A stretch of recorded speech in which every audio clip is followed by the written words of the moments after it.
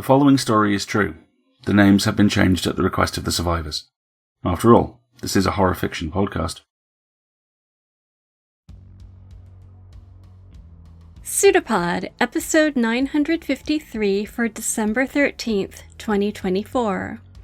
If You Don't Want a Cat, Don't Get a Kitten, by Sonora Taylor, narrated by David Powell, hosted by Laura Perlman, with audio by Chelsea Davis. Hello out there. I'm Laura Perlman, visiting from Cat's Cast because I just can't resist a cat story. This week we have If You Don't Want a Cat, Don't Get a Kitten by Sonora Taylor. This story first appeared in Recreational Panic Stories. Our author this week is Sonora Taylor. Sonora Taylor is the award-winning author of several books and short stories. Her books include Little Paranoias Stories, Seeing Things, and Without Condition. She also co-edited Diet Riot, a Fatterpunk anthology with Nico Bell. Her short stories have been published by Rooster Republic Press, Cemetery Gates Media, Ghost Orchid Press, and others. Her short stories and books frequently appear on Best of the Year lists. In 2020, she won 2 Ladies of Horror Fiction Awards, one for Best Novel, Without Condition, and one for Best Short Story Collection, Little Paranoias Stories. In 2022, her short story Eat Your Colors was selected by Tenebris Press to appear in Brave New Weird, the Best New Weird Horror Volume 1. In 2024, her nonfiction essay, Anything But Cooking, Please, was a top 15 finalist in Roxane Gay's Audacious Book Club essay contest.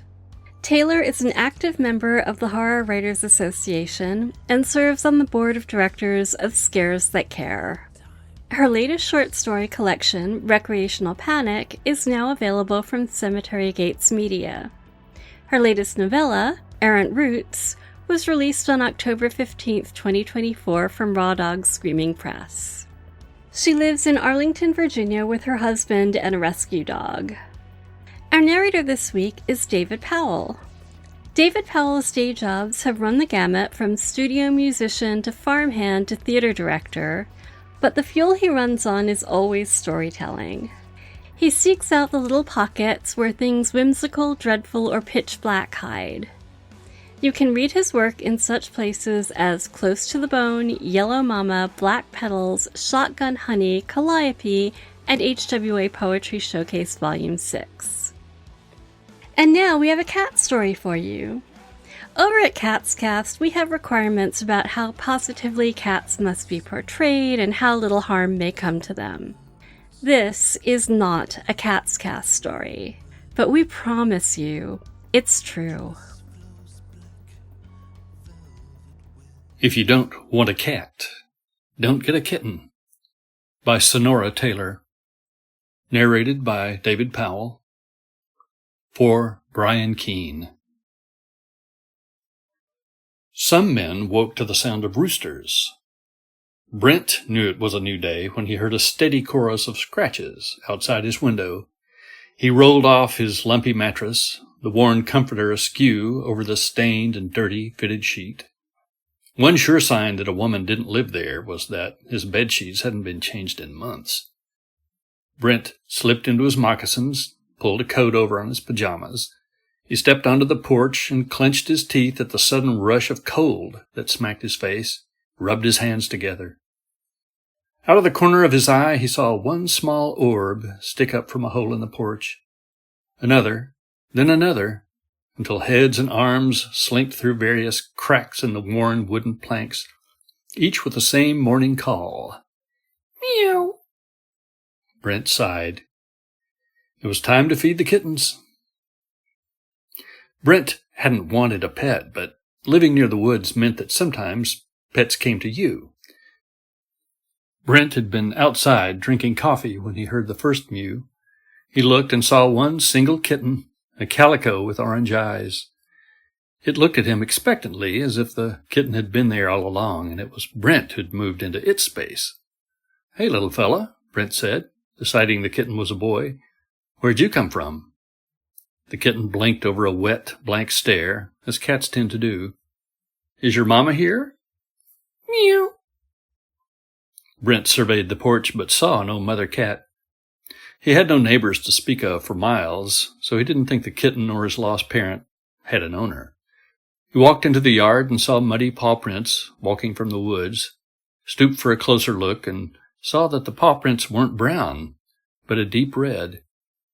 Brent jumped back. If a predator had attacked the kitten, he didn't want them coming near to finish the job. He rushed back to the porch where the calico sat expectantly. Its fur was clean, no blood on its tuft or its maw. Brent figured the morning dew that covered his moccasins had washed any remnants of the attack away. Mew! Brent didn't want a cat, and he knew the old adage, if you don't want a cat, don't get a kitten. But the kitten sure was cute. Okay, he said, as if he'd had any choice in the matter the minute he saw those wide orange eyes. But you have to stay outside. The kitten did stay outside, as did the next two that showed up the following morning, and the next 4 after that, and the next one after that. Brent would have been relieved at the dwindling numbers, but they still added up when a new kitten or two seemed to arrive every week. They were all breeds, calico and marmalade and tuxedo, mixing with tabby, gray, black, and white in an amazing technicolor furball beneath his porch. Brent kept the kittens fed with cheap kibble he drove into town for. The kittens were sending him to town more than he liked, but he was also growing so used to them that he was willing to provide food, water, and the shelter of his front porch. 2 things, though, perplexed him about the kittens. One was that while more than one set of dark and bloody paw prints snaked their way from the woods, there weren't any predators creeping towards his house. He heard no coyotes howl, nor saw any hawks swooping towards the little arms and heads that stuck themselves out every morning. Brent began to wonder if the little ones themselves were the predators, but he never saw dead mice or birds in his yard. The kittens never fussed at Brent, even when he shooed them away from his front door. He figured they weren't dangerous, at least to him. And besides, they were kittens. How bad could their bites or scratches be? The fact that they were kittens was the second thing that perplexed him, namely that after all this time, they were still kittens. A new set of kittens arrived almost weekly, but none of the ones that came before seemed to be getting any bigger. They seemed to be forever small, fuzzy, and adorable. Brent couldn't complain, but he also couldn't help but wonder. Brent settled into a new routine that included his ever-growing family of furballs. He'd wake up, feed them breakfast, work, go for a hike, feed them dinner, then close the door to their crescendoing chorus of mews. They'd gotten the message that they weren't allowed inside, though sometimes the newer kittens gently scratched at the door after he closed it. Brent sometimes stayed outside with them. They enjoyed rubbing themselves against his ankles, and a couple of the older ones, especially the calico, were comfortable enough to jump into his lap. The calico kitten especially enjoyed nuzzling Brent's belly and chest. Some of the other kittens found their way into the pockets of his coat or playfully batted his hand when he reached down to pet them. The one thing the kittens didn't do, apart from grow, was follow Brent into the woods for his daily hikes. He figured with a seemingly endless stream of kittens leaving the forest en masse for the shelter of his porch, they had no desire to go back. Brent sometimes wondered if he'd stumble on a kitten or two on their way to his house, but he never saw them until they approached his steps. The only trace of them he ever saw in the forest was their paw prints, both bloodied ones and, thankfully, dry ones left in the mud if there'd been rain the night before. As much as Brent enjoyed the kitten's company, he embraced this time alone. It reminded him of when his only responsibility was to himself. He lived alone on purpose, had no desire to share himself with a wife or devote himself to children. The kittens, swarming him, obviously had other plans, but his ability to walk alone in the woods meant he still had a slice of his life to himself, for him and him alone. Meow. Brent closed his eyes.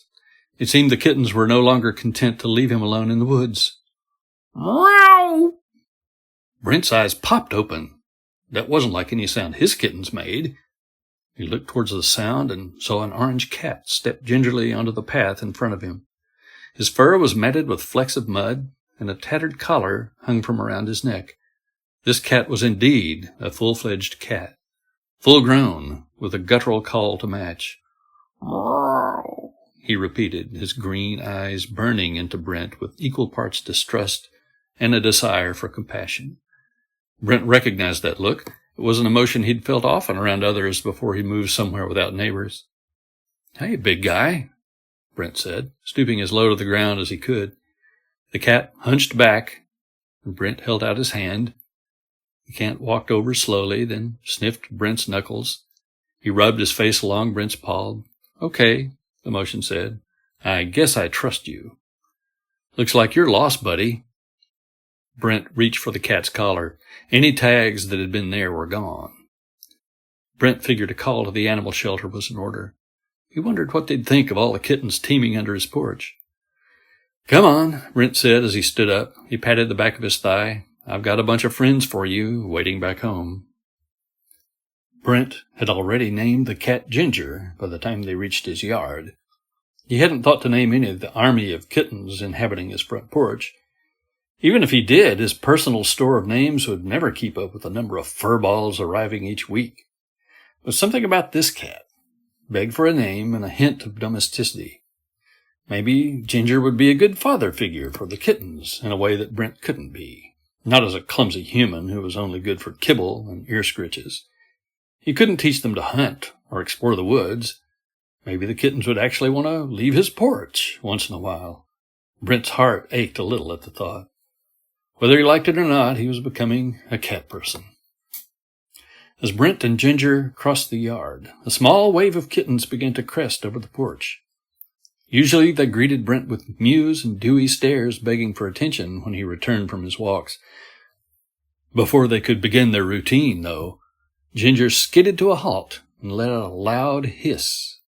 "Hey, buddy, what's up?" Brent said, as he stooped to Ginger's level. Ginger moved towards Brent and accepted a pat on the head. "They're just kittens," Brent continued. "Most harm they'll do is dig their claws in when they want some food, and that's a me problem." "Meow." The calico kitten that started it all trotted to the front of the group to investigate. The fur on Ginger's back stood up straight. Ginger hissed again and stood in front of Brent's legs, as if he were protecting him. Brent stifled a laugh at the thought of any of those little furballs being a threat. The kittens, though, stood still as Ginger hissed at them. They all stared at this new member of the family with unblinking curiosity. It was almost unnerving how still they were as Ginger hissed and growled in their direction. "Maybe you just need to get to know them," Brent said as he stood upright. "Come on." Brent walked towards the porch, and Ginger followed, barely straying half an inch from Brent's legs. Ginger let out a loud hiss as he hopped on the porch, and the kittens moved back like the waves of the Red Sea with an angry four-legged Moses, forcing their hands, well, their paws, Brent supposed. "Huh. Maybe you won't be their father figure," Brent said with a twinge of disappointment. "We should probably try and find your owner anyway." Ginger responded with a long, continuous hiss, trailing Brent's ankle as the kittens continued to watch in baffled stillness. Their heads followed Brent and Ginger almost as one.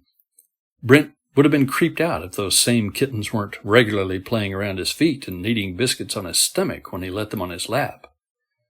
Brent opened his door. "Now, Ginger, can you behave while—" He never got the chance to tell him to stay out. Ginger darted inside. "Come on," Brent huffed. "No cats inside." Ginger let out a combined hiss and meow, stepping forward. Brent worried for a moment he'd be trapped outside of his own house, until he saw the calico kitten dart back out of the corner of his eyes. The other kittens stayed back. No pushback from Brent required as he crossed the threshold. Ginger gave Brent no trouble, apart from the fact that he would not move from his spot inside the door.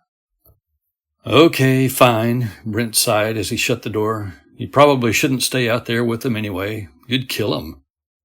Ginger grumbled in a way that didn't say yes or no. Still, he stayed curled up by the door, watching it intently, as if he could see the kittens through the wood, and wanted to make sure they stayed far the fuck away from Brent and himself. Brent spent the remaining daylight hours trying to figure out what to do with Ginger. He called the nearest shelter, who said they'd be happy to take the cat and see if he was microchipped, but that they were closed for the day and wouldn't be open until the next morning. Brent decided to help them along and see if there were any posts about missing orange cats in his area. It could go either way with how little the population was. Either there'd be far away too many calls for lost cats in the town nearby, or there'd be one specific, one from someone who lived close. Brent got a little bit of both. There on Facebook, in a public post from several weeks ago, was a photo of a fresh-faced young man holding Ginger. Ginger glared at the camera, maybe due to the neon green halter stretched across his belly. The man wore hiking clothes and stood in front of a nearby waterfall, one Brent recognized from a state park several miles down the road. "Missing cat," the post declared. "Please help me find Cornelius. Orange cat, friendly, will approach when beckoned." Brent scrunched his nose. Cornelius? Maybe it wasn't the harness that had Ginger pissed, but that terrible name. Still, whether Ginger or Cornelius, never Cornelius under Brent's roof, he had an owner. Brent sent a private message to the man saying he had the cat and would take him to the local shelter tomorrow. He then messaged the shelter to let them know the cat had an owner and that he hoped there'd be a rendezvous there between the volunteers and Ginger's owner. Brent wanted as little to do with everyone as possible. He just wanted to get Ginger home. A sudden warmth descended on Brent's foot. He jumped a little, then looked down and saw Ginger curled up next to him. Brent smiled a little as he scratched Ginger's ears. He'd missed the little guy, even though he'd only known him a short while. Maybe he'd consider bringing the kittens inside to give him a little company. A single scratch against the door broke their silence. It started small, then grew louder as multiple claws began to scrape the wood. Must be jealous, Brent thought. Ginger sat up and bolted to the door. He hissed at the kittens through the wood, and the kittens kept scratching, albeit with less force than before. Brent sighed as he turned off his computer. Whether or not he brought the kittens in, it wouldn't be while Ginger was in the house. Ginger stayed by the door the rest of the evening, even as the scratches dwindled into nothing. Brent read and had his nightly cup of tea before going to bed. "Your watch ends tomorrow," he said to Ginger as he walked towards his room. He changed into his pajamas, crawled into bed, closing his eyes. A small thump on the mattress made him open his eyes. Ginger moved in 2 circles before settling at Brent's feet. Brent shrugged. He figured Ginger was used to creature comforts that the kittens weren't. One night wouldn't harm either of them. He fell into a deep sleep. Brent was gently roused from sleep by a low growl. He opened his eyes and saw Ginger still curled at his feet, but with ears pricked and eyes alert. Brent sighed with no small dose of annoyance. "Come on, Ginger," he said as he sat up to pet him. "The kittens are all outside. They're not coming in." Brent stopped speaking as he took in his surroundings. The kittens were outside, but they were all looking in through the windows. Each pane of glass had several furry faces looking inside, eyes burning into Brent and Ginger from their spot. They stayed frozen even as Brent woke. They watched with an intensity that Brent could only describe as waiting. But for what? A growing chill in Brent's stomach told him it wasn't anything good. Ginger hissed. The kittens didn't move. They stayed at the windows, watching, waiting. Brent didn't like it, and even if he did, there was no way he was going back to sleep. He got out of bed. Ginger stood up but stayed put, hissing at the windows. The kittens all followed Brent as he moved through his room, their heads and eyes all moving as one. The intensity was even greater than when they begged for food or scritches. They were hungry for something else, and Brent was going to find out what it was. Brent put on his coat and moccasins. He grabbed his strongest flashlight and then, for good measure, pocketed his handgun.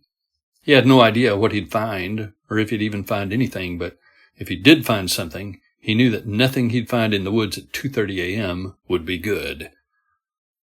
Ginger trotted after him. "Stay back," Brent said as he opened the door. A few kittens stood on the porch, but their numbers began to grow as the kittens from the windows joined them. All of them stared at Brent as he moved. Ginger hissed at the kittens, keeping them at bay. Brent took the opportunity to hurry off the porch. He hoped and prayed that Ginger could take care of himself against the kittens, who didn't seem much interested in Ginger and, if anything, were afraid of him. Brent slowed his pace as he got deeper into the woods. He stayed on the path and bobbed his flashlight to and fro, looking for any sign of new kittens. There had been no new furry friends over the past few days, but if anything, that meant they were likely to appear again sooner rather than later. He kept moving along the path, deeper than he'd gone in days, every now and then checking behind him to make sure he wasn't being followed by the kittens. After a seemingly endless bout of nothing, Brent's flashlight shone on a tattered shoelace. It was mottled with dark brown spots. Whether mud or blood, he wasn't sure. Brent stooped to examine it, then shined his flashlight in a circle around the area to see if he could locate the shoe. He found much more than a shoe. In a bit of distance from the path, the beam from Brent's flashlight fell on a body. The body was still, and Brent didn't need to approach it to know it was a corpse. "Fuck me," he muttered as he walked towards it. In addition to calling the animal shelter, he'd have to call the cops tomorrow, too. Something else he had to worry about, along with what the fuck was up with his kittens. As he approached the body, he heard a wet, squirming noise. Brent stopped. The squirming was mushy, loud, and active. Something was moving. He shined his flashlight all around him, but saw nothing except the body. He took one step forward, then another. The squirming increased in volume with each step closer he got to the corpse. He was soon right next to it, the squirming noise at a fever pitch. Brent swallowed, took a deep breath to calm his heart, then shined his flashlight on the body. The first thing he saw was a familiar face, gaping up at the trees in the awe that only comes from death. Despite the effects of the elements on the body, though, he recognized the person as the same one he saw smiling on Facebook, holding a very pissed-off Ginger. Brent figured he'd been out looking for his cat. He barely had time to register that thought as his flashlight moved down the rest of the body. The man's arms and legs were spread akimbo, the skin beginning to decay. The body's torso, though, was wide and gaping, and crawling with movement. A thin membrane ran from one end of the torso to the next, undulating with audible squirming and squishing. Lumps poked their way up and down against the membrane. Brent covered his mouth, then held in a scream as whatever was pushing against the membrane burst through. A cluster of slimy, clawed hands burst out, with glistening bald heads following. They crawled their way out of the makeshift uterus, tongues flicking out and licking the bloody afterbirth from their bodies. Brent scurried backwards a few steps, hoping they were too involved in their own birth to see him. He was about to run when he saw all of the creatures stand on all fours. They tucked in their heads and began to rock back and forth, a motion that reminded him of kittens doing a post-nap stretch over and over again.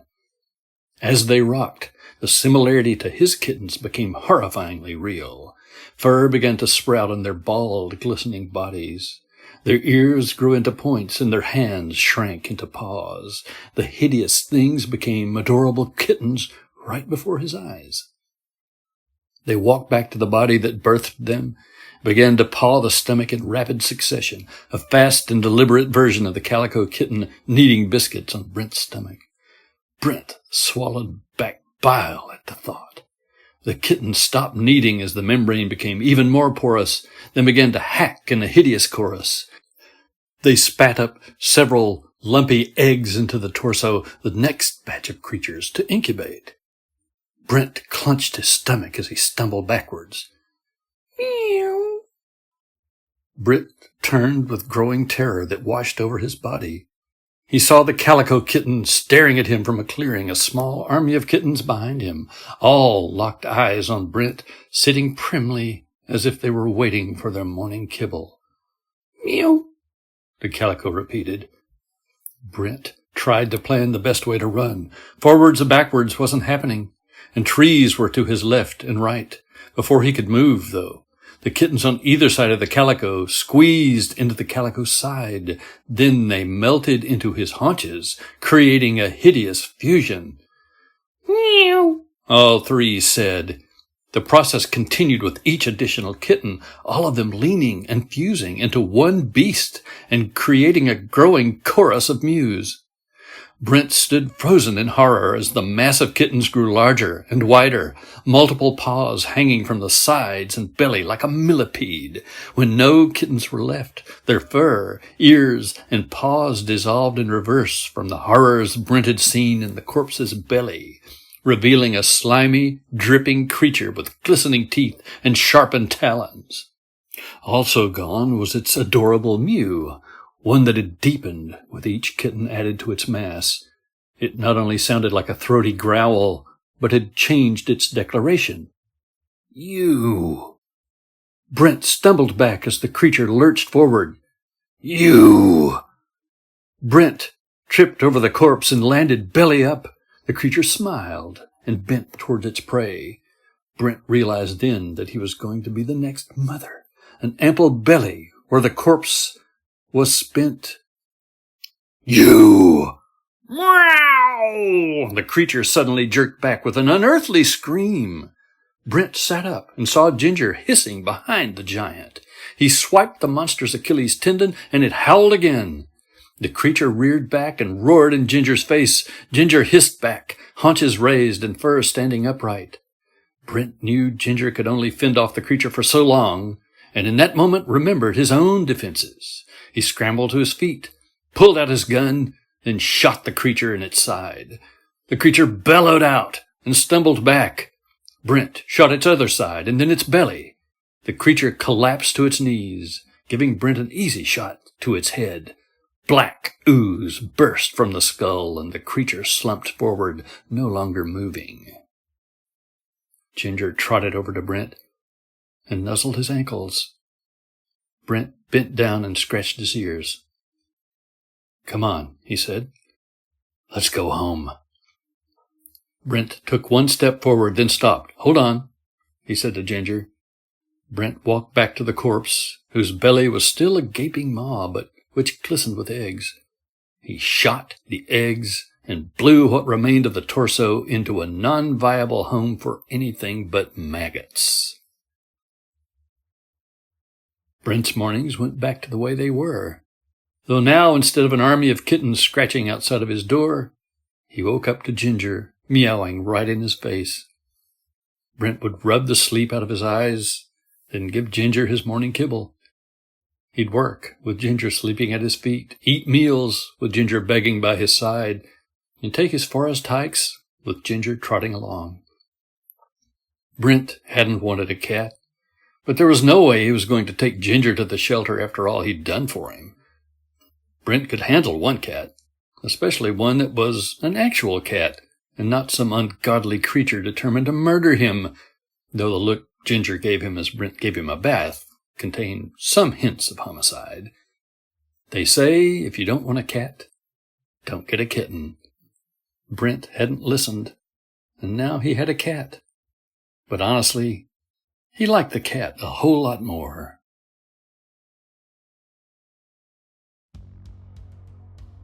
That was If You Don't Want a Cat, Don't Get a Kitten by Sonora Taylor. Sonora had this to say about her story. In the print edition of Recreational Panic, I dedicated If You Don't Want a Cat, Don't Get a Kitten to Brian Keene, my Scares That Care colleague and friend.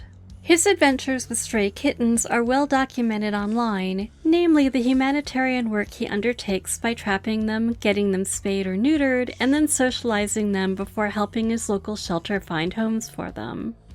We had a Twitter exchange that led to me jokingly writing the first part of this story and sending it to him.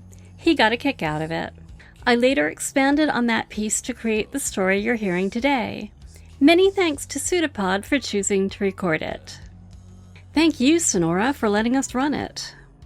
They say that if something seems too good to be true, it probably is, but it's often so tempting to ignore those inconsistencies. That noise your car makes? Normal road sounds. You just never noticed it before because you listen to podcasts while you drive. That twinge in your side? Probably just pulled a muscle in your sleep or something. Kittens that stay young and cute forever? A little weird, but adorable. All you have to do is suppress that nagging feeling that something is wrong. It works, until it doesn't. Speaking of things that work, PseudoPod has been creating podcasts since 2006 and is part of Escape Artists, which is approaching its 20th anniversary. From now until the end of the year, some of EA's most generous supporters have pledged to match donations dollar for dollar up to a maximum of $10,000. So if you've been thinking about donating, this would be a really good time to start. One-time gifts are great, but monthly donations ensure we can plan ahead with a reliable income, which means we can publish more original stories, devote more time to editorial excellence, plan for the future, and more. And if you're an Apple user and a first-time donor, please donate through the website and not the Patreon app. If you subscribe through the app, Apple tacks on extra fees that go to Apple, not us. PseudoPod is part of the Escape Artists Foundation, a 501c3 nonprofit, and this episode is distributed under the Creative Commons Attribution Non-Commercial No Derivatives 4.0 International License. Download and listen to the episode on any device you like, but don't change it or sell it. Theme music is by permission of Andrew's Manga. Thanks for listening. Next week we have Be Not Afraid by Michael Thomas Ford. Until then, we wish you all the purrs. An arm appeared from nowhere on the shape, seemingly projected like the pseudopod of a protozoan. It's a pseudopod. It's a big foot. It's all about podcasts these days.